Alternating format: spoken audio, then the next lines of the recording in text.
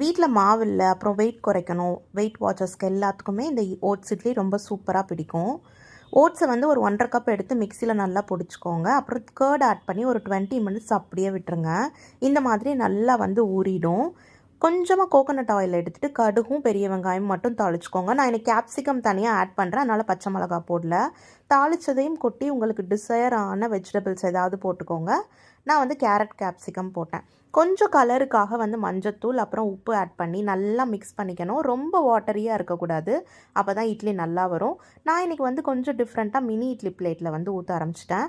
இது வந்து ஒரு 10 மினிட்ஸ் வெந்ததுக்கப்புறம் நல்லா ஆற விட்டுருங்க. ஆற விட்டு எடுத்து சாப்பிட்டு பார்த்தீங்கன்னா சாஃப்டான ஓட்ஸ் இட்லி ரெடி. கர்டு மட்டும் ரொம்ப அதிகமாக ஊற்றிடாதீங்க, புளிச்ச வாடை அடிக்கும். கொஞ்சமாக கர்ட் ஆட் பண்ணிவிட்டு கொஞ்சமாக நீங்கள் வந்து தண்ணி ஊற்றி மிக்ஸ் பண்ணிக்கலாம். இந்த இட்லிக்கு நான் இன்றைக்கி வந்து சிக்கன் குழம்பு வந்து ஊற்றி சாப்பிட்றேன். நீங்கள் இதை வந்து பொடி தொட்டு கூட சாப்பிட்லாம், சூப்பராக இருக்கும்.